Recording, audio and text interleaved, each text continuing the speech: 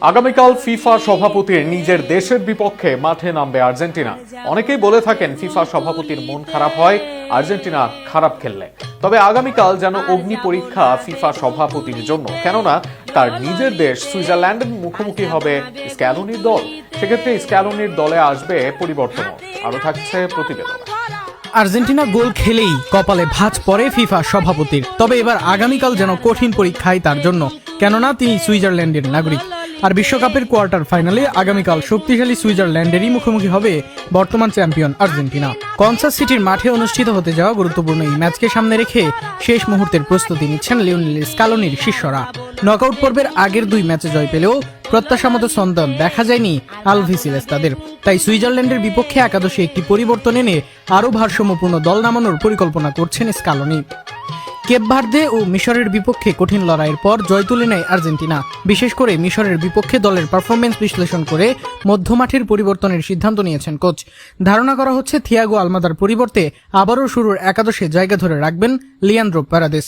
Deep lining midfielder হিসেবে তার অভিজ্ঞতা সুইজারল্যান্ডের শক্তিশালী মিডফিল্ডের বিপক্ষে গুরুত্বপূর্ণ ভূমিকা রাখতে পারে বলে মনে করছে দলীয় কোচিং স্টাফ। রক্ষণভাগে বড় কোনো পরিবর্তনের সম্ভাবনা নেই। গোলবারের নিচে আস্থার প্রতীক এমিলিয়ানো মার্টিনেজি থাকছেন। ডান প্রান্তে খেলবেন নাহুয়েল মলিনা। দুই সেন্টার ব্যাক হিসেবে দায়িত্ব পালন করবেন ক্রিস্টিয়ান রোমেরো ও লিজান্দ্রো মার্টিনেজ। বাম প্রান্তে ফাকুন্দো মেদিনার সঙ্গে প্রতিদ্বন্দ্বিতা থাকলেও অভিজ্ঞতার বিচারে নিকোলাস তাগলিয়াফিকোকেই এগিয়ে রাখছে। মধ্যমাঠে লিয়ান্দ্রো প্যারাদেসের সঙ্গে থাকবে রদ্রিগো ডিপল, এনজো ফার্নান্দেজ ও ম্যাকঅ্যালিস্টার। মিশরের বিপক্ষে জয়সূচক গোল করা এনজো ফার্নান্দেজ দারুণ আত্মবিশ্বাসী রয়েছেন। আক্রমণভাগে অধিনায়ক লিওনেল মেসির জায়গা নিয়ে কোনো প্রশ্ন নেই। 39 বছর বয়সী এই ফরওয়ার্ড এখন পর্যন্ত টুর্নামেন্টে 8 গোল করে সর্বোচ্চ গোলদাতার লড়াইয়ে এগিয়ে রয়েছেন। যদিও দুটি পেনাল্টি মিস করেছেন তিনি, তবেও গুরুত্বপূর্ণ সময়ে গোল করে দলকে এগিয়ে নেওয়ার দায়িত্ব ঠিকই পালন করেছেন তিনি। মেসির সঙ্গী হিসেবে হুলিয়ান আলভারেজ ও লাউতারো মার্টিনেজের মধ্যে লড়াই থাকলেও সাম্প্রতিক পারফরমেন্সে এগিয়ে রয়েছেন লাউতারো। মিশরের বিপক্ষে তার জয়সূচক অ্যাসিস্ট স্ক্যালোনির আস্থা আরও বাড়িয়েছে। ফলে সুইজারল্যান্ডের বিপক্ষে শুরুর একাদশেই লাউতারোকেই দেখা যাওয়ার সম্ভাবনা বেশি।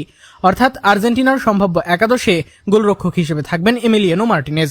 রক্ষণভাগের ডান প্রান্তে খেলবেন নাহুয়েল মলিনা। দুই সেন্টার ব্যাক হিসেবে দায়িত্ব পালন করবেন ক্রিস্টিয়ান রোমেরো ও লিজান্দ্রো মার্টিনেজ। বাম প্রান্তে থাকবেন নিকোলাস তাগলিয়াফিকো। মধ্যমাঠে খেলবেন Rodrigo De Paul, Leandro Paredes, Enzo Fernandez এবং অ্যালেক্সিস ম্যাকঅ্যালিস্টার। আক্রমণভাগে অধিনায়ক লিওনেল মেসির সঙ্গে থাকবেন স্ট্রাইকার হিসেবে লাউতারো মার্টিনেজ। খেলা মাঠে করাবে আগামীকাল সকাল 7টায়।